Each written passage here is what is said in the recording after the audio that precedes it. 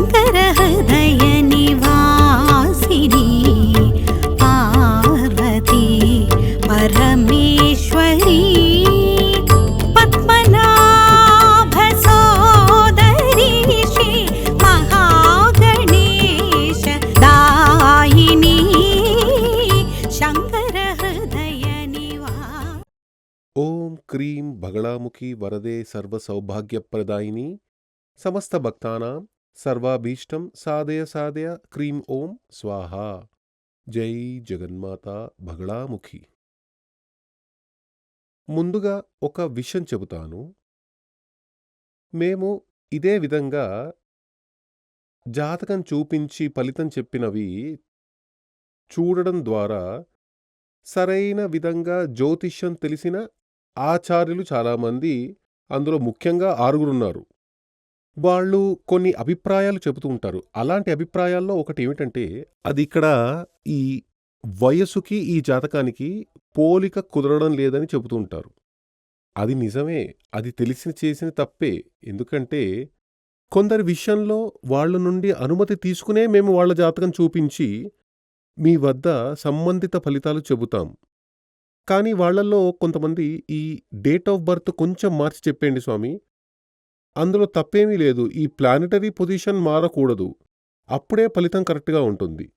కానీ వాళ్ళు ఆ విధంగా రిక్వెస్ట్ చేయడం వల్లే డేట్ ఆఫ్ బర్త్ కొంచెం చాలా అరుదుగా, అన్నింట్లోనూ అలా చెయ్యం, చాలా అరుదుగా కొన్ని మార్పులు చేసి చూపిస్తూ ఉంటాం. డేట్ ఆఫ్ బర్త్ మాత్రమే, అంటే అది వాళ్ళ వయసు మాత్రమే. ఆ ప్లానెటరీ పొజిషన్ మొత్తం ఇలాగే ఉంటుంది. మీరు అది మాత్రమే చూడాలి తప్ప ఇది చూడకండి. కానీ ఇది కరెక్టే. ఇది వచ్చి 49 ఏళ్ల వయసున్న ఒక పెద్ద మనిషి. అంటే ఈయన లండన్లో డాక్టర్గా ఉన్నారు. ఆయన అన్నారు, చాలా పెద్ద మనిషి, అనేక సర్జరీలు చేసి ఒక వ్యక్తి అని చెప్పారు. ఆయన చెప్పినవన్నీ, ఆయన యొక్క అనుభవం చూస్తుంటే ఆయన చెప్పినవన్నీ కరెక్టే అనిపించాయి. ఆయన ఇక్కడ సూర్యమంగళానికి ఆయన రాలేదు, బెంగళూరుకి వచ్చారు. అక్కడ ఏమన్నారంటే, స్వామి నేను మిమ్మల్ని చూడ్డం కోసం లండన్ నుండి వచ్చాను, విషయాలన్నీ నాకు తెలుసు. అంటే ఆయన విషయం ఆయనకు తెలుసని ఆయన చెప్పారు. మనకి తెలుసు కదా ఆయన విషయం ఆయనకే తెలియకుండా ఉంటుందా? విషయాలన్నీ నాకు తెలుసు. కానీ మీ యొక్క యూట్యూబ్ నేను చూశాను, అందులో ఒక విషయం మీరు చెప్పినది నాకు నన్ను చాలా ఇంప్రెస్ చేసింది. అది మీరు ఎలా చెప్పారో నాకు తెలియాలి, అందుకోసమే నేను వచ్చాను. అదేవిధంగా దానికి ఏదైనా మందుందా? అప్పుడే ఆయన చెప్పారు, నేను డాక్టర్ని అయినప్పటికీ అడుగుతున్నాను, దానికి ఏదైనా మందుందా అని అడిగారు. అప్పుడు ఆయన చెప్పారు, నాకు 49 ఏళ్ల వయసు అయింది, ఇప్పటికే 2 సార్లు పెళ్ళై 2 విడాకులయ్యాయి. కానీ అందులో ఒక ఆవిడ నాతోనే డాక్టర్గా పనిచేసే వ్యక్తి. మొదట్లో లవ్ చేసి పెళ్లి చేసుకున్నాను, చాలా సంతోషంగా ఉండేవాళ్ళం. కానీ 6 నెలల్లోనే నాకు మీతో జీవించడం ఇష్టం లేదు అలా అని చెప్పి ఒక లెటర్ రాసిపెట్టి ఆమె వెళ్ళిపోయింది. తర్వాత అది ఆయనకి ఇష్టం లేదంటే అక్కడ త్వరగా డివోర్స్ ఇచ్చేస్తారు. మేము డివోర్స్ తీసుకున్నాం. రెండోసారి కూడా పెళ్లి చేసుకున్నాను, అది అరేంజ్ మ్యారేజ్. ఆమె కూడా డివోర్స్ తీసుకుని వెళ్ళిపోయింది. ఆమె కూడా చెప్పిందంటే, నీతో జీవించడం నాకు ఇష్టం లేదు. కానీ ఆయన చూస్తే బాగా హైట్, వెయిట్, అందం, రంగు లాంటివన్నీ సూపర్గా ఉన్నాయి, చాలా డీసెంట్గా మాట్లాడుతున్నారు. ఏ లేడీ ఆయనను చూస్తే ఇష్టపడుతుంది. నాకు మీరు అక్కర్లేదు అని చెప్పే అవకాశమే లేదు. అలా ఉన్నప్పటికీ వాళ్ళు ఎందుకు నన్ను వదిలి వెళ్ళిపోతున్నారు అని ఆయన అడిగారు. నాకు ఆ విషయం తెలియాలి. నేను అన్నాను, అది చాలా సింపుల్, మీకు తెలిసి ఆ మ్యాటర్ కూడా, నేను చెప్పాల్సిన అవసరమే లేదు అని చెప్పాను. అదేమిటో మీరు చెప్పండి అని అడిగారు. అప్పుడే నేను చెప్పాను, ఈ జాతకంలో మాంగళ్య దోషం ఉంది, అదంతా వేరొక విషయం. డివోర్స్ కావడానికి చాలా విషయాలున్నాయి. కొన్ని ఇళ్లల్లో ఆడపడుచు సమస్య ఉంటుంది, లేదంటే అత్తగారితో సమస్య ఉంటుంది, లేదంటే భర్త సరైన వ్యక్తి కాకపోతే ఆయన కారణంగా మాంగళ్య దోషం వస్తుంది. ఇలా పలు రకాలుగా ఉంటుంది. అమ్మాయి సరిగ్గా లేకపోతే, అబ్బాయి సరిగ్గా లేకపోతే, అబ్బాయి ఇంటివారు సరిగ్గా లేకపోతే, అమ్మాయి ఇంటివారు సరిగ్గా లేకపోతే మాంగళ్య దోషం సంభవించడానికి అంటే డివోర్స్‌కి దారి తీయడానికి అవన్నీ కారణంగా ఉంటాయి. కానీ ఇక్కడ మీకు సంబంధించిన అలాంటివేమీ లేవు. మీ జాతకం ప్రకారం చూస్తే మాంగళ్య దోషం ఉంది. అది ఓకే. కానీ ఆ ఇద్దరు భార్యలు విడిపోయి వెళ్ళడానికి కారణం ఏమిటంటే మీకు 8వ స్థానం. ఆ 8వ స్థానంలో బుధుడి దృష్టి ఉంది. ప్లస్ దాంపత్య జీవితానికి అధిపతి అయిన వీనస్ అంటే సెక్చువల్ లైఫ్‌కి అధిపతి అయిన శుక్రుడు లగ్నం యొక్క 12వ స్థానంలో రాహుతో చేరి ఉన్నాడు. అలా ఉంటే ఏమవుతుంది అని అడిగారు. మీకు కామవాంఛ మనసులో ఉంది కానీ శరీరంలో లేదు అని చెప్పాను. మీకు కామవాంఛ మనసులో ఉంది కానీ శరీరంలో లేదు. మెంటల్‌గా ఉంది కానీ ఫిజికల్‌గా లేదు అని చెప్పాను. అది ఇంకా కొంచెం అర్థమయ్యే విధంగా చెబుతారా అని అడిగారు. అదేమిటంటే మీకు ఆ సెక్చువల్ పవర్ ఒక 25% అంతకంటే తక్కువే చెప్పవచ్చు. అదే మీ సమస్యకు కారణం. అంటే మీ యొక్క వైఫ్‌కి వచ్చిన వ్యక్తి ఎవరైతే ఉన్నారో ఆవిడకి ఆ కామశాంతి కల్పించే ఆ శక్తి, ఆ మగతనం మీకు లేదు. అంతే అది కారణం. ఆయన అలాగే ఉండిపోయారు. చాలాసేపు నేను చెప్పింది కరెక్టే కాకపోతే చెప్పండి. ఎందుకంటే ఇది శాస్త్రం. నేను తప్పుగా నేర్చుకున్నానని నాకు తెలియాలి కదా! ఆయన ఏమన్నారంటే, కరెక్టే స్వామీ. మీరు ముందు ఒక వీడియోలో ఈ మ్యాటర్ చెప్పి ఉన్నారు. జాతకం తీసి చూడండి అని చెప్పి ఉన్నారు. నేను జాతకం తీసి చూస్తే అలాగే ఉంది. సరే ఖచ్చితంగా ఒకసారి మిమ్మల్ని కలవాలని నేను ఇంత దూరం కష్టపడి ఇక్కడి వరకు వచ్చాను. నేను అడిగాను, ఇక్కడ మీకెవరైనా సొంత వాళ్ళున్నారా? మీ ఊళ్ళో ఆ విధంగా ఎవరు లేరు. మిమ్మల్ని కలవడం కోసమే వచ్చాను. హోటల్లో దిగాను. రేపు ఇక్కడి నుండి వెనక్కి వెళ్ళిపోతాను అని చెప్పారు. కాబట్టి ఆ శాస్త్రం అని చెప్పబడినది ఎంత కరెక్ట్‌గా ఉందో చూడండి. ఈయనకి జాతకంలో దోషం ఉంది. 7వ స్థానంలో సూర్యుడు దృష్టి ఉంది. 7వ స్థానంలో కుజుడు ఉన్నాడు. ప్లస్ అది లగ్నంలో మాత్రమే కాదు 2వ స్థానంలో ఆ కుజుడు దృష్టి ఉంది. 7వ భావాధిపతిగా ఉన్న అదేమిటంటే పురుషుడి జాతకంలో వీనస్ అంటే వైఫ్ కదా! అది 7వ స్థానంలో మాంగళ్య స్థానం వైఫ్.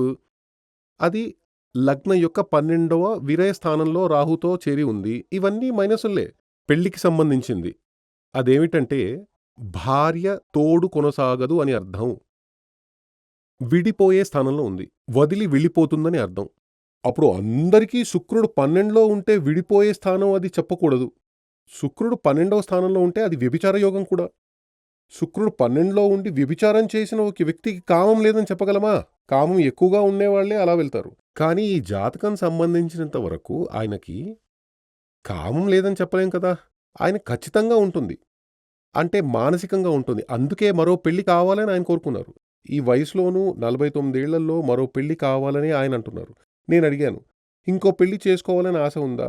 ఖచ్చితంగా నాకు కావాలి. అప్పుడు నేనేం చెప్పాను, మీరేం చెయ్యాలంటే శుక్రుడు నీచంగా ఉన్న ఒక అమ్మాయిని పెళ్లి చేసుకోండి. అలయన్స్ ఇప్పుడు అన్నీ ఇందులోనే కదా వస్తున్నాయి. అంటే ఆన్‌లైన్‌లోనే కదా వస్తున్నారు. కాబట్టి ఎవరికైతే శుక్రుడు నీచంగా ఉన్నాడో అలాంటి ఒక అమ్మాయిని మీరు సెలెక్ట్ చేసుకోండి. ప్లస్ మీకు కుజదోషం ఉంది కాబట్టి ఆ ప్లానెటరీ పొజిషన్ అనుకూలంగా మీకు అమ్మాయి జాతకంలో ఉండాలి. అలా ఉంటే ఖచ్చితంగా మీకు పెళ్ళై చివరి వరకు సంతోషంగా ఉండగలరు అని నేను చెప్పాను. కాబట్టి ఎప్పుడు కూడా జాతకంలోని 8వ స్థానం చూడకుండా 8వ స్థానం దాంపత్య బంధం స్థానం. స్త్రీ జాతకంలో అయితే పతి స్థానం అది ఇది అని చెబుతారు. అది కరెక్టే. ఎప్పుడైనా సరే ఆ 8వ స్థానంలో ఏ గ్రహం ఉంది, 8వ భావాధిపతి ఎవరు, దానికి బలం ఉందా, ఇవన్నీ చూడకుండా పెళ్లి చేయడం మంచిది కాదు. పురుషుడైనప్పటికీ స్త్రీ అయినప్పటికీ ముఖ్యంగా పురుషుడి జాతకం ఆ ప్రకారం ఉంటే ఏ కారణంతోనూ దానికి ఎంచుకోకూడదు. కానీ అలాంటి వాళ్ళకు కూడా పెళ్లి చేయాలి కదా! చేసే తీరాలి. అప్పుడేం చేయాలి? కామ కోరిక తక్కువగా ఉండే స్త్రీనే సెలెక్ట్ చేయాలి. అలాంటి అమ్మాయి జాతకమే సెలెక్ట్ చేయాలి. ఆ విధంగా ఉండాలంటే చాలా శాస్త్రీయంగా జ్యోతిష్యం తెలిసిన వ్యక్తి వద్దకే వెళ్తేనే అవన్నీ చూస్తారు. మిగిలిన వాళ్ళంతా ఇదివరకే చాలా సార్లు చెప్పుకున్నట్లు రాశిబంధన, రాశి ఆధిపత్యం లాంటివన్నీ చూసి ఓకే చేసుకోండి అని చెబుతారు. అలా చేయకూడదు. ఇది కాకుండా మరొకటి చెప్తాను. మా వద్దకి ఇంకో జాతకం కూడా వచ్చింది. అది ఎలా ఉందంటే, పెళ్ళైన తర్వాత ఆ భర్త, భర్త వాళ్ళ అమ్మ వచ్చారు. అమ్మాయి వెళ్ళిపోయిందట. బిడ్డను తీసుకొని ఒక బిడ్డుంది. బిడ్డను తీసుకొని వెళ్ళిపోయిందట. వెళ్లి లెటర్ పంపిందట. ఇకపై నీతో కలిసి ఉండడం నాకిష్టం లేదు. అప్పుడు నేనడిగాను, అంటే పొంతన చూసి పెళ్లి చేయలేదా అని అడిగాను. పొంతన చూశాను స్వామి. ఆయన ఏం చెప్పాడంటే, అబ్బాయికి శుక్రుడు పవర్ తక్కువగా ఉంది. అమ్మాయికి ఎక్కువగా ఉంది. సూపర్ అని చెప్పారట. నేను చెప్పాను, వాడిని పట్టుకుని చావగొట్టండి. అలా ఎవరైనా చెప్తారా? అమ్మాయికి తక్కువగా ఉండాలి, అబ్బాయికి ఎక్కువగా ఉండాలి. పూర్తి ఆపోజిట్‌గా చెప్పాడు వాడు. వాడు జ్యోతిష్యుడే కాదు, జ్యోతిష్యం చదివినవాడే కాదు. వాడి వల్లే మీ పరిస్థితి ఇలా అయింది. ఎందుకంటే ఇక్కడ అబ్బాయికి ఆ శుక్రుడు యావరేజ్ లెవెల్‌కి కూడా తక్కువగా ఉన్నాడు. స్త్రీ జాతకంలో చాలా ఎక్కువగా ఉంది.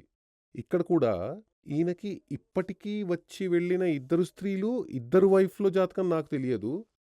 కానీ ఈ జాతకానికి సంబంధించిన ఈయనకి ఆ కామ వాంఛ అంటే మగతనం 25% కంటే తక్కువ ఉండడం వల్లే ఈయనతో ఆ స్త్రీలు కలిసి ఉండడానికి ఇష్టపడట్లేదు. అలాగే ఫారిన్ కంట్రీస్‌లో మన ఇండియన్ కల్చర్ లాగా ఉండదు. మన కల్చర్ కూడా ఇప్పుడు చాలా మారిపోయింది. అక్కడంతా ఆ కామానికి, సెక్సువల్ లైఫ్‌కి కొంచెం అధికంగా ప్రాముఖ్యత ఇస్తారు. అందులో సంతృప్తి అనేది లేకపోతే కట్ చేసి వెళ్ళిపోతూ ఉంటారు. తరువాతి బంధం కోసం చూస్తారు. ఇక్కడ ఈయన విషయంలో అదే విధంగా జరిగింది. ఇక్కడ జ్యోతిష్యుడు గురించి చెప్పలేం. ఎందుకంటే ఈయన తానుగా ఇష్టపడి జాతకం చూడకుండా పెళ్లి చేసుకున్నారు. చూశానని చెప్పారు. కానీ సరైన పొంతన ఉందా అని చూడలేదని ఆయనే చెప్పారు. కాబట్టి ఈయన జీవితం అలా కావడానికి జ్యోతిష్యుడు కారణం కాదు. ఈయన జాతకంలో ఉన్న మైనస్ వల్ల అలా జరిగింది. అప్పుడాయన అడిగాడు, దానికి ఏం చెయ్యాలి అని ఆయన అడిగాడు. అప్పుడు నేనడిగాను, ఓపెన్‌గా మీరు నాకొక విషయం చెప్పండి. మీరొక డాక్టర్ అని చెబుతున్నారు. ఓపెన్‌గా మీరే చెప్పండి. ఈ జాతకం ప్రకారం మీ యొక్క లింగం సరిగ్గా టెంపర్‌గా లేదు. అలాగే ఉంది కదా! అని అడిగాను. అవును స్వామి, అందరికీ ఒక 100% వస్తుందనుకుంటే నాకు ఒక 40%, 45% మాత్రమే నిలుస్తుంది అని చెప్పారు. అదే విధంగా మీకు చాలా త్వరగా ఆ స్పెర్మ్ ఔట్ అయిపోతుంది కదా! అవును, అలాగే ఉంది. ఈ సమస్యలన్నీ మీకున్నాయి. ఇవన్నీ, ఇవన్నీ జ్యోతిష్యంలో 100% కరెక్ట్‌గా తెలుస్తుంది. జ్యోతిష్యంలో ఈ ఏడో స్థానంలో మాంగళ్య స్థానం, ఏడో స్థానంలో భార్య, ఏడో స్థానంలో భర్త అని మాత్రమే కాదు. ఏడో స్థానంలో అనేది ఒక వ్యక్తి యొక్క, అది పురుషుడైనా, స్త్రీ అయినా వారి యొక్క అందం. ఒక్కొక్క అంగం యొక్క, అంగం అంటే అవయవాలు. చెయ్యి, కాలు అని చెబుతారు కదా! అలాగే రహస్య అవయవాలున్నాయి కదా! వాటి యొక్క అందం పుష్టిగా ఉంటాయా? సూక్షించి ఉంటాయా? అందంగా ఉంటాయా? స్ట్రెయిట్‌గా ఉంటుందా?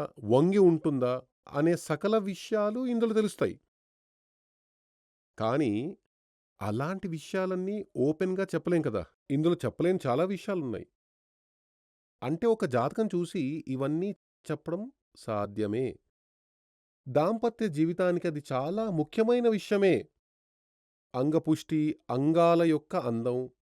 అంగం అంటే అవయవాలు. ఆ అవయవం యొక్క పుష్టి, దాని యొక్క అందం, ఇవన్నీ దాంపత్య జీవితంలో, సెక్సువల్ లైఫ్‌లో చాలా ముఖ్యమైనవి. ఇవన్నీ తెలియాలంటే శాస్త్రీయంగా జ్యోతిష్యం చదివిన ఒక వ్యక్తి వద్ద జాతకం చూపించి కొంచెం టైం ఇవ్వాలి. ఇక్కడ వచ్చారంటే ఉదయం 9 గంటల నుండి 4 గంటల వరకు 40, 45 జాతకాలు చూస్తూ ఉంటాం. నేను ఇక్కడ ఆఫీస్‌లో ఉన్న వ్యక్తుల వద్ద అడుగుతాను. వచ్చిన వాళ్ళు సంతోషంగా వెళ్తున్నారా? తృప్తిగా వెళ్తున్నారా? కాబట్టి అందరికీ జాతకాలు ఇచ్చేసి ఈ విషయాలన్నీ చెప్పిన తర్వాత వాళ్ళని అడుగుతాను. మీరు ఇంకా ఏదైనా అడగాలంటే అడగండి. ఏదైనా అడగాలంటే అడగండి. అవి నేను చాలా సార్లు అడిగాను. వాళ్ళు అంతే, మీరన్నీ చెప్పేశారు కదా స్వామి, అన్నీ చెప్పి పరిహారాలు రాయించుకుని వెళ్తారు. కానీ అలా కాదు. మనం కొంచెం లోతుగా వెళ్లి విశ్లేషించాలి అనుకుంటే కొంచెం టైం ఇచ్చి, దానికి తగ్గట్టు అన్నీ చూస్తూ, జీవితంలో మనకి తగిన తోడు ఎవరు అన్ని రకాలుగా మెంటల్లీ, ఫిజికల్లీ, ఫినాన్షియల్లీ అన్నింట్లో మనకి తగిన తోడు ఎవరు అనేది కనిపెట్టాలి.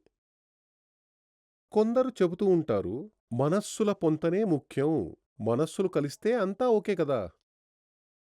దానికి ఒకే ఉదాహరణ, ఒక సంభవం. ఈ జాతకం చెప్పి ముగించాను. ఒక చిన్న విషయం చెప్తాను. ఒక 25, 30 సంవత్సరాలకు ముందు నా దగ్గరికి వచ్చిన ఒక భార్యాభర్త, ఇప్పుడు వాళ్ళకి ఒక సంతానం కూడా ఉంది. వాళ్ళు వచ్చారు. కానీ నేను చాలా బిజీగా ఉండడంతో మరోసారి కలుస్తానని చెప్పారు. అప్పుడు వాళ్ళు లోపలికి వచ్చి చెప్పారు, మేము ఒక 10, 28, 30 సంవత్సరాలైంది మిమ్మల్ని చూడ్డానికి వచ్చాము. ఆ రోజు ఇక్కడ పూజలు, గణపతి హోమం చేస్తున్నారు. జాతకం చూశాము. అప్పుడు 2 జాతకాలు మేము తీసుకొచ్చాము. 2 మా బంధువుల అబ్బాయిలవే. అప్పుడు మీరు ఏం చెప్పారంటే, అప్పుడు ఈ లేడీ, ఆమె హస్బెండ్ ఉన్నారు. వాళ్ళ బిడ్డ బయటుంది. అప్పుడు మీరేం చెప్పారంటే, ఈ 2 జాతకాల్లో ఇది మాత్రమే బాగుంది. ఇతన్ని పెళ్లి చేసుకో అని మీరు చెప్పారు. 2 బాగునే ఉన్నాయి. కానీ ఇది నువ్వు చేసుకో అని మీరు చెప్పారు. కానీ అది మాకు అతడు నచ్చలేదు. మరొకరే నచ్చారు. ఇద్దరూ మా బంధువులే. అది కాదు, ఇదే నీ హస్బెండ్. ఇతడినే పెళ్లి చేసుకో అని మీరు చెప్పారు. అది మేము వినేసి వెళ్ళాము. కానీ వెళ్ళిన తర్వాత మేమనుకున్న వ్యక్తినే పెళ్లి చేసుకున్నాను. కానీ ఆ పెళ్లి 2 సంవత్సరాలలోనే సమస్య వచ్చింది. 3వ సంవత్సరంలో విడిపోయాం. ఆ రోజు ఇతడే నీ భర్త, ఇతన్నే పెళ్లి చేసుకో అని చెప్పారు కదా! అంటే ఇప్పుడు నాతో ఉన్న వ్యక్తి ఆయనే. కానీ అప్పుడు నేను వినలేదు. కానీ మీరు చెప్పిన వ్యక్తి ఇప్పుడు నాకు భర్తగా ఉన్నారు. ఆయన్నే పెళ్లి చేసుకున్నాను. ఒక బిడ్డ కూడా ఉంది. ఆ బిడ్డకి 12 ఏళ్ల వయసు వచ్చేసింది. ఆ బిడ్డ జాతకం చూపించడానికే మళ్ళీ వాళ్ళు నా దగ్గరకొచ్చారు. కాబట్టి చూడండి. అప్పుడు ఆ జ్యోతిష్య శాస్త్రం అని చెప్పబడినది ఎంత కరెక్ట్‌గా ఉంది, ఎంత సరైనదిగా ఉంది, ఎంత క్లియర్‌గా ఉంది చూశారు కదా! ఈయన యొక్క ఈ ఫిజికల్ ప్రాబ్లమ్ వలనే అది కొందరు వ్యక్తులు చదువు సంధ్య లేని వాళ్ళు విని అలా వదిలేసి వెళ్తారు. ఈయన అలా కాదు. వీళ్ళంతా హై ఎడ్యుకేషనల్ ఉన్న వ్యక్తులు. వాళ్ళు వచ్చి, "అవును స్వామీ, అలాగే ఉంది" అని చెబుతున్నారు. అప్పుడు ఆయన దీనికి మందు అడిగారు. నేనడిగాను, "మీరు డాక్టర్ కదా! మీకు తెలియదా దానికి మందు?" "లేదు. మీకు ఏదైనా తెలిస్తే చెప్పండి." అప్పుడు నేను చెప్పాను, "మీకోసం చెబుతాను. రోజూ అముక్కురం అని ఒకటుంది. అశ్వగంధం అని కూడా చెబుతారు. అది మంచి ఆయుర్వేదం హాస్పిటల్స్‌లో దాని పౌడర్ దొరుకుతుంది. ఆ పౌడర్ తీసుకుని నైట్‌లో వేడి పాలల్లో అది ఒక స్పూను కలిపి తాగాలి. రోజూ అది తాగాలి. అశ్వగంధం పౌడర్. అది చాలా శక్తివంతమైనది. అదే విధంగా ఇంకొకటుంది. దీనికంటే ఇంకా పవర్ ఎక్కువ. నైకురిణి పొడి అని అంటారు. నైకురిణి, నైకురు, నైకురిణి అని అంటారు. అది కూడా నాటు మందు షాప్‌లో దొరుకుతుంది. అవన్నీ మంచి షాపుల నుండి కొనాలి. ఒరిజినల్‌గా ఉండాలి. దాన్ని ఇదే విధంగా మిక్స్ చేసి, పాలల్లో మిక్స్ చేసి తాగితే చాలా బాగా పనిచేస్తుంది. కొంతమంది వెల్లుల్లి అస్సలు తినరు. ఇక్కడ ఒక పూజారి ఉండేవాడు. ఆయనన్నాడు, "మేము వంశపార్యంపరంగా వెల్లుల్లిని యూజ్ చేయము" అని అన్నాడు. నేనడిగాను, "ఎందుకు?" అది తెలీదు. అప్పుడు నేనన్నాను, "అయితే ఒకటి చెయ్యి. మీ నాన్నని అడిగేసిరా. వెల్లుల్లి తీసుకోపోవడానికి కారణం ఏమిటి?" అప్పుడు ఆయన తండ్రిని అడిగి వచ్చి ఆయన చెప్పాడు, తండ్రికి ఆ విషయం తెలీదట. వేరెవరికైనా తెలుసా అని అడిగాను. వాళ్ళని ఇక మీదట అడగాలని అన్నాడు. ఇక్కడ అసలు మ్యాటర్ తెలుసా? చాలామంది ఈ బ్రాహ్మిన్లు చాలామంది వెల్లుల్లి అంటే గార్లిక్ యూజే చెయ్యరసలు. అలా ఎందుకు చేస్తారో తెలుసా?